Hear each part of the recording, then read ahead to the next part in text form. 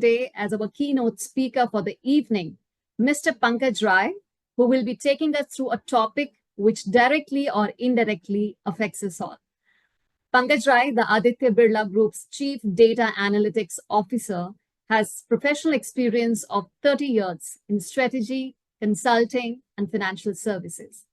Mr. Rai is based in Bangalore and leads the group's strategy on analytics and data science, enabling its varied businesses ranging from cement, chemicals, metals, to fashion retail and financial services to enhance their decision-making capabilities using data science. Pankaj was formerly a Senior Vice President at Wells Fargo, Head of Analytics at Dell, and Head of PMO at a Standard Chartered Bank. Pankaj has a bachelor's degree in electrical engineering from IIT Delhi and an MBA from IIM Ahmedabad. In his free time, Pankaj enjoys long-distance running, cycling, badminton, and meeting people at his favorite cafe in Bangalore, Skormangla. Thank you so much for taking our time to address our scholars today. I would like to let the audiences know that if you have any questions for Mr. Pankaj, please post it in the Q&A box and we will answer them soon after his address. Thank you very much, and over to you, Mr. Pankaj. Thank you. Thank you, Sudha, Ram, Tanvi. Thank you, everyone. Glad to be here. So over the course of the next 15-20 minutes, I'll share with you a few things. The approach that I use in any discussion or talk that I have is, I come from the field of data analytics. So in our field, we talk about data and insights and action. So DIA. So my story will be, data will be, stories, some stories about myself, my father, myself, my next generation. So 3 stories. Insights will be, 3 things that I have picked up through these experiences. So I'll share that with you. Action, some ideas, some thought that I have that I think, could be relevant to you. So, you'll see a lot of power of 3 in my storytelling, because I think they say that if you say things in 3s, then they remember. In fact, our hosts are also 3, Sudha, Ram, and Tanvi. So here's my story of DIA. So just a bit of background about myself so that you know where I'm coming from. And through that story, I'll share with you some of the insight that I have gathered over the course of my life and career. So starting with my father, who was born, close to independence in a very frugal environment. He was the youngest of 5 children in Eastern UP. They were very little means, but like the Super 30, like folks like yourself, he made it to IIT Bombay. And he did not know either English or Hindi when he went there. He knew only his native language, which in Eastern UP is Bhojpuri. So that's how his life began in the late 60s, 70s, when he graduated and got into a government company, because while he got a scholarship to go abroad, his parents, which is my grandparents, were very worried that the boy has already gone to Bombay, which is very far away, and they don't want to lose him. So they said, you just take up a job here in India. And those days, government jobs were more favored. So he joined Fertilizer Corporation of India, public sector company in Gorakhpur, the constituency of Yogi Adityanath. Me and my younger brother, we grew up in the township in that factory in the early days. So by the way, I was born on the day Neil Armstrong stepped on the moon. So I'll turn 55 next year. So I'm closer to probably your parents' age. So that's where I began. Given that dad was coming from a meager background, he was very dedicated that, the children should also do well and go into IIT and so on. So the story that you heard about my background was solely driven by my father, who was very focused on his own career, but also focused on making sure that his children, which is me and my younger brother, were also getting the right education, getting into the right colleges, and, making a better life than their father, so to say. So that's how, my life journey began. Post IIT, I wasn't so interested in engineering, so I picked up an MBA degree, which sounded better than what I was doing, because after doing 4 years of engineering, I somehow did not take a liking to electrical engineering. Not that I really enjoyed MBA either, but frankly, after MBA, there was no more room to study. So one had to take up a job. So I started working in a consulting firm, after a while into banking and, what have you. So you heard about my career journey. But all of these things were happening, sort of on their own, because, I had got some good pedigree, good college education. I think when you have that, I think in general, a lot of doors open for you if you are persistent and you are, consistent in your delivery and so on and so forth. Next generation, 2 daughters, both of them not so interested in engineering or medicine. They have taken economics and they are pursuing a career in that. So if I just look at these three generations, I think every successive generation is, picking up some threads from the previous one and moving forward. Now, what are the three things that I have learned? Because some of these things I was asked to sort of talk about on what are you learning, what are your lessons learned, what can you tell us? So there are three things that I have learned, which I'll share with you. One of the things was learned when my own daughter was going to college, like yourself. And I was asked by my wife and that, you should tell our daughter, what should she do? How should she conduct herself? What should she pick up? And so on and so forth. So long story short, I like to sort of create frameworks and distill my ideas into frameworks which I can remember and which others can also remember and relate to. So I came up at that point in time, this was 5-7 years ago, and I have been thinking about it and I'm talking about it to many other people. And now I feel that that framework sort of reflects something that I also truly believe in. It's not just a framework for my daughter 7 years ago. I think it's a framework that I can relate to even now. So that framework really is a set of ideas that one can keep in mind as you look through your career in life. And it's a 5C framework, A, B, C, C, 5Cs, one after the other. And there's a long derivation of how I got to that, but I'll not get into that. There are some, stories that I have done on that. But the 5Cs really stand with beginning with curiosity. Because I think if you are curious and you are seeking information, seeking knowledge, I think that's the beginning of anything that you do. If you're very curious, you are just gathering a lot of dots. People talk about connecting the dots. People don't talk enough about collecting the dots. So I think curiosity leads to collecting the dots wherever you are. So curiosity is the first C, which I think is very critical in today's world and in the past, in the future. I think what curiosity also does leads to the second C.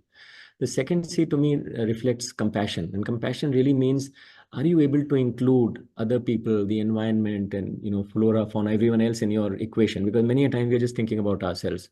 Sometimes we're thinking about our family, but we tend to sort of forget many other things. So since we are part of the larger ecosystem, I think the second C, which is if you're curious, you become more compassionate, you think about other people also when you take decisions, not thinking just about yourself. So that's, in my mind, the next C after curiosity, leading to compassion, having your optimization equation, having many more variables than just yourself, which I think is useful for us as we go forward. The third C then comes about is conviction, which is to say, now that you were curious, you are compassionate, you know a bunch, what's your conviction? What is it that you want to do? What's your belief system?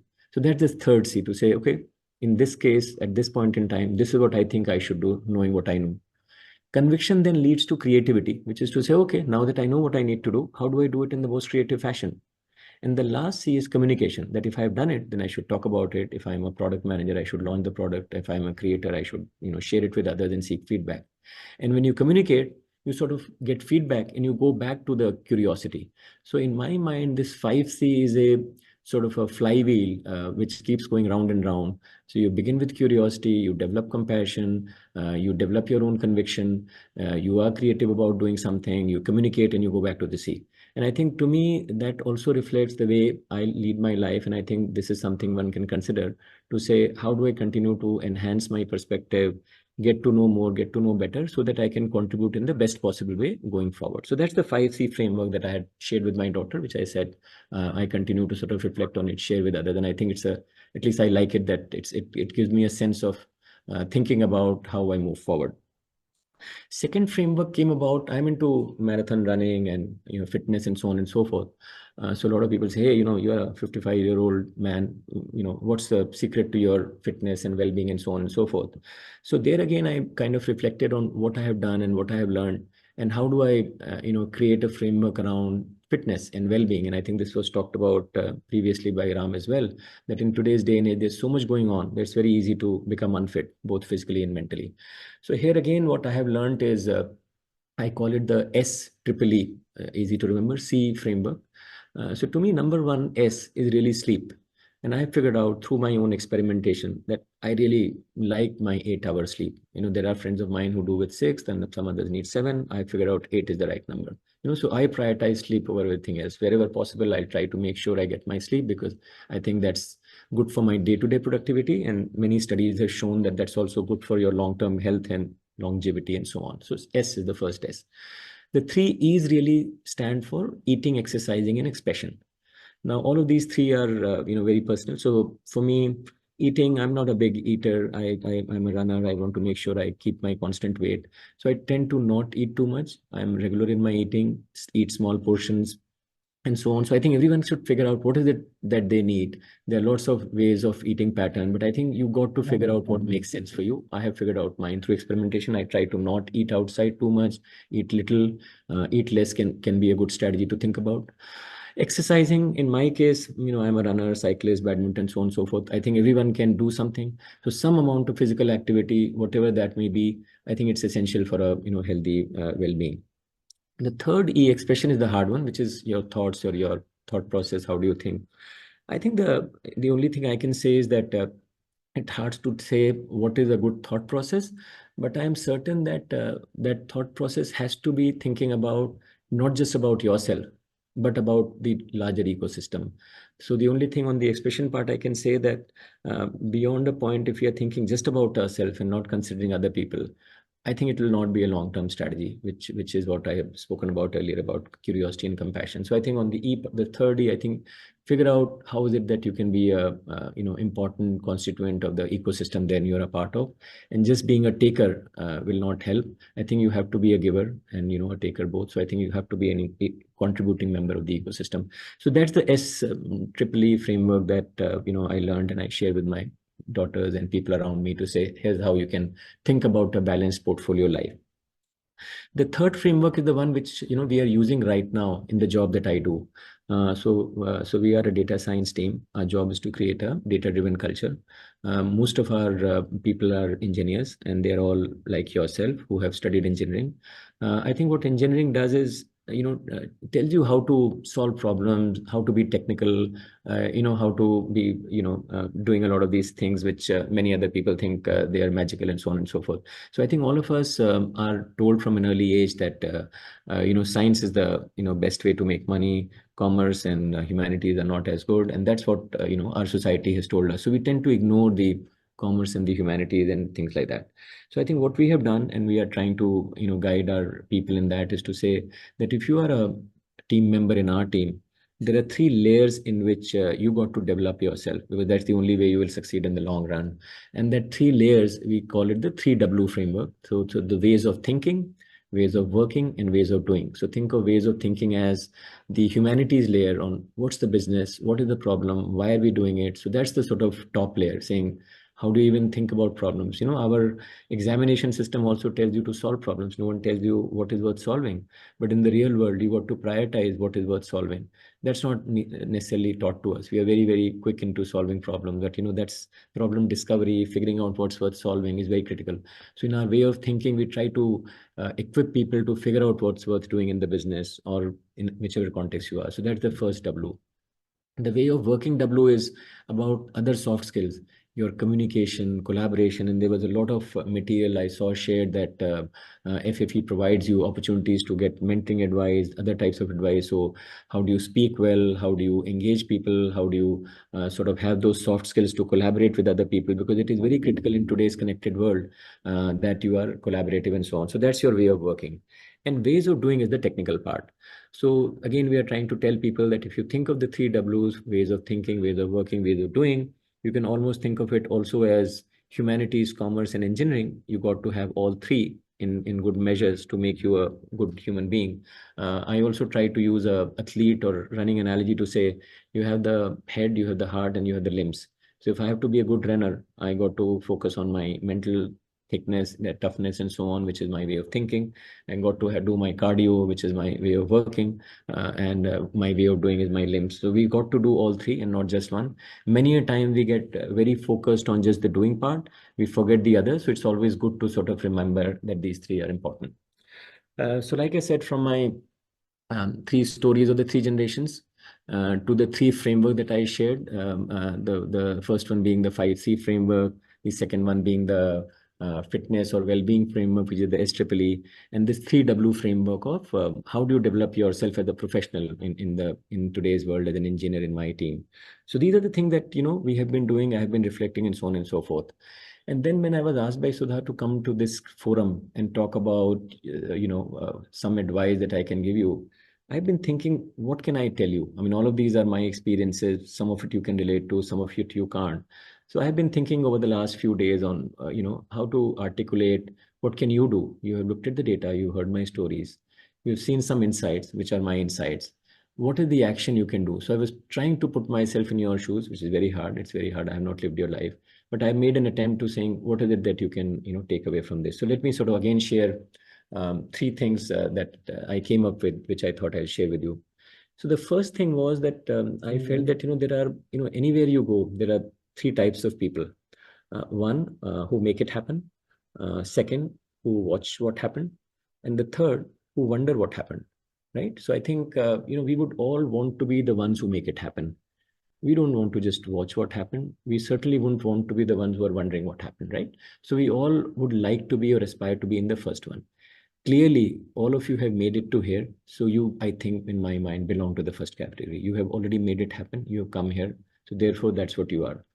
And the question is, how do you think about that attitude of, making it happen? Because, I would say that, life is a multi-period long game.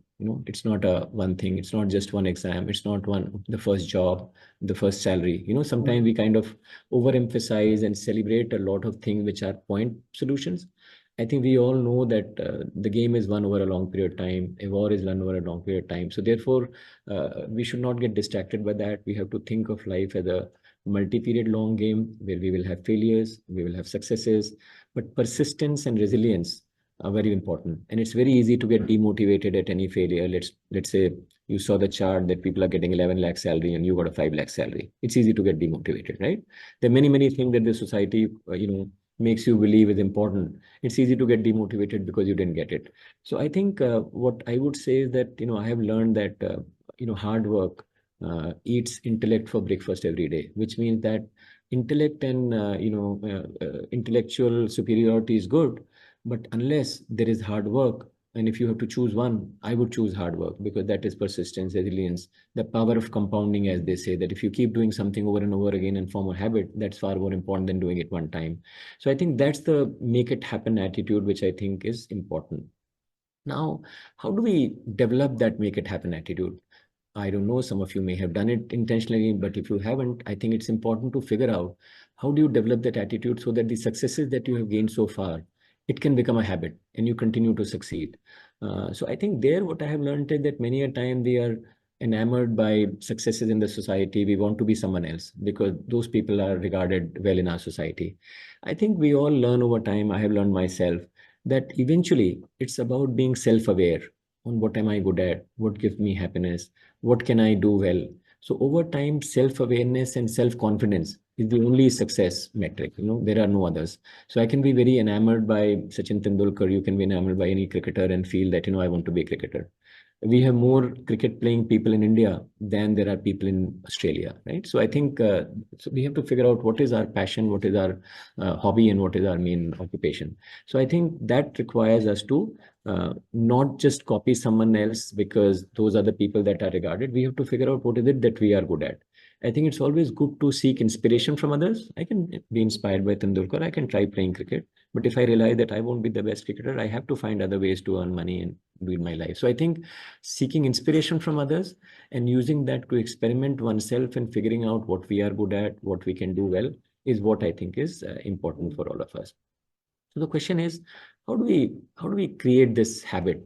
How do we create this winning mentality, this persistence habit? How do we make it happen? And I was thinking of what is it that, when you walk out from here, what is it that you can do daily so that you can develop this habit? So again, I came up with three things that I thought might be useful, and all what I say is some suggestion. I'm sure you can think about it yourself and develop more on it. But the three things that I came up with was, number one, just being curious. I spoke about the 5C framework. Curiosity is very critical. What does curiosity mean? Maybe just read 20 pages a day of something, because reading is the best way to sort of, learn something.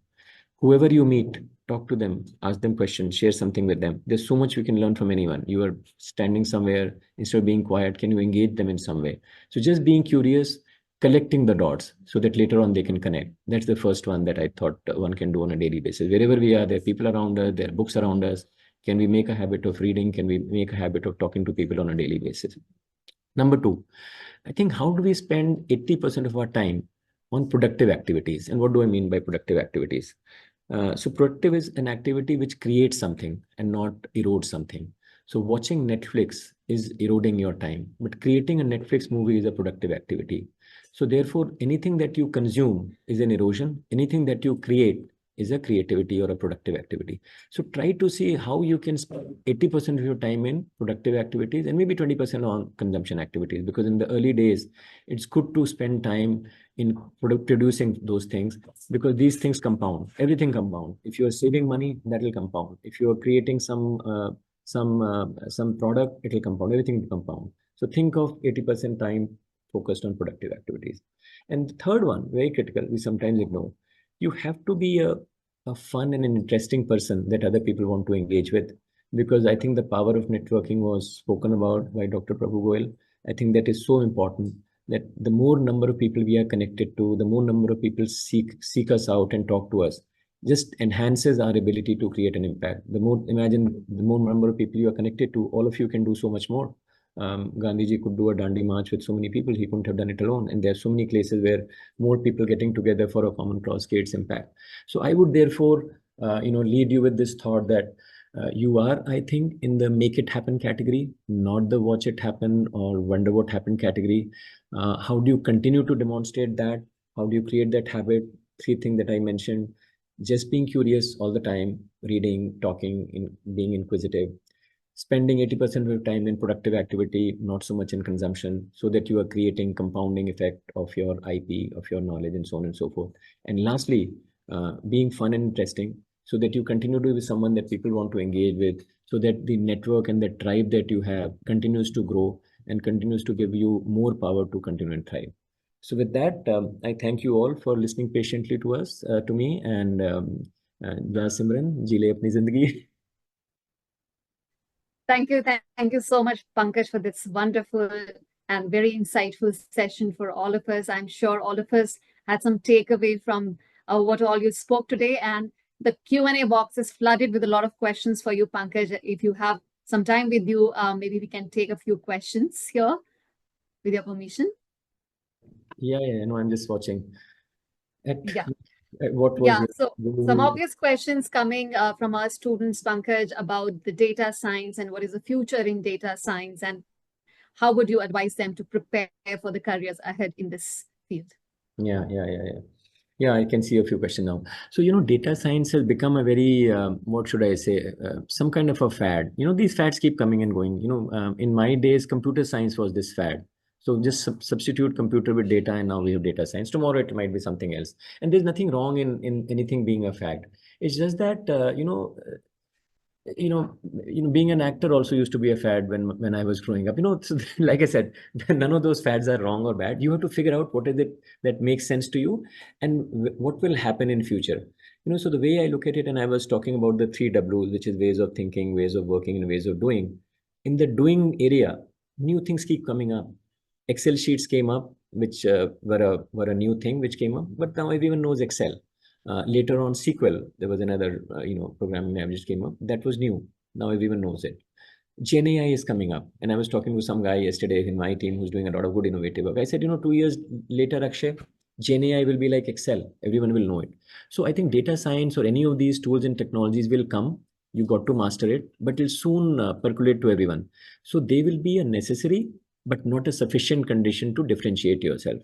In my mind, the humanities and the commerce, the ways of thinking and ways of working, is where the differentiator will lie. Because pretty much everyone will have access to the ways of doing. Someone will create it, Google will create platforms, everyone. So it's almost like, everyone has the same automobile, but who's the race car driver who's going to win the game? So think of it that way, that, any of these tools and technologies, eventually everyone will have it. So the differentiation is in the operator, not the machine. That's how I think about it, Shubha. Absolutely, Pankaj. Second you with this. And I think, and you spoke about it, how the soft skills are going to make a difference in the lives of the scholars and everybody in general. And I think it's a related question here. What work ethics we should inculcate in ourselves to be a great professional? Yeah. I think Dr. Goyal spoke about networking, and I'm often asked, what is this networking? How do I do it? Should I just go ask people, talk to people, make friends? So this is something that I had learned from a senior person very, very long again. I had asked him, Indian guy who had come from the US, Manish, what do you tell us? How do we do networking? And we all know networking is important, that as many people know. He said, any interaction that you have with anyone, again, three things that you do. Number one, share with them something that which they will be interested in. Usually something, you have an experience which is different from someone else. Just share some tidbits of your life. You are a young student, you see something around you, whoever, it's me, Dr. Goel, Shubha, you meet them, share with them something interesting, create our curiosity, thing like that. So one is that, so we are interested, okay, when I meet so and so, we learn something. Second, ask something that they are good at. That some other people are good at something else, so you're sort of creating reciprocity, that you shared something, you got something back. And the third thing is offer to help. Hey, you know what? I'm good at this. Whenever you need me, here's my number, call me. So I thought it was very, very simple. Three simple rules. If you follow that in every interaction, I think you are learning, they are learning, you are creating a network for future. I think if we continue to do that, that soft skill just allows us to become more knowledgeable. It allows us to expand our network. And I would think that it's very simple. And if you do it intentionally, it's not very hard. Thank you, Pankaj. Very, very profound and very crisp answer. There's another question. Can you give us some useful suggestions for entrepreneurs as a career to find a problem in the real world and effective, innovative solutions? Right.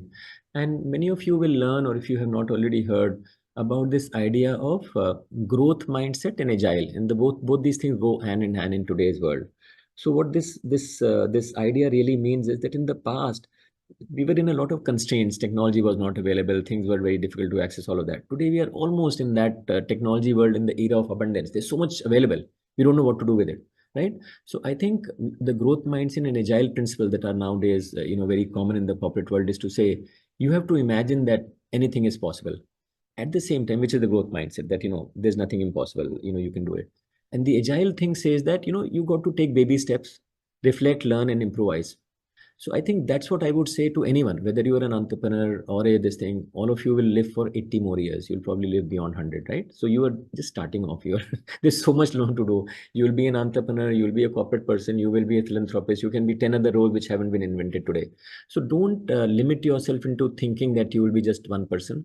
But I think what is worth thinking is, how do you just learn from your reflections, improvise that, and become a better person, make a better product, make a better company. So I think the only thing that is constant is continuous improvement, and improvement based on your own observation, your own reflections, your own experiences. So the more you experiment, the more you learn, the more you become better. Look at any company out there, successful company, Amazon or wherever.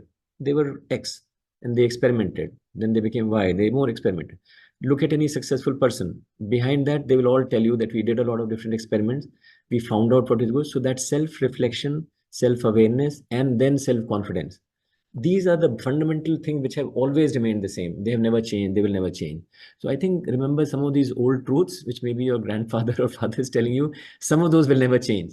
Technologies will come and go, and I'm not saying you should neglect them, but I think you have to remember some of the eternal truths which will not change. In fact, very interesting, Jeff Bezos, and everyone knows him, was asked this question, that, sir, please tell me what's going to change so that I can be prepared for dealing with change. He said, I don't ask this question. I ask the question, what will not change? I make my business basis things which will not change. He says, customer obsession will never change. So my business is based on customer obsession. Let everything else change. Very fine answer. So I think some of us sometimes, if we don't ask the right question, we get the wrong answer in the wrong direction. So I think we have to keep asking the right question, which gives us the right direction. And things that never change is sometimes neglected. But those are some of the fundamental truths which will never go away. So I think developing that habit is useful. Pankaj, I can go on and hear all of this wisdom from you. I think this is one of the first sessions which I'm attending where I have seen an expert not scaring the hell out of you by talking about AI and the threats that it's bringing along and so many changes that it will bring to the world. And it's so comforting to hear you at this moment. But one last question, Pankaj, and maybe then we'll wrap up for today with your session, and we'll definitely would want to invite you again for a detailed session with our scholars again.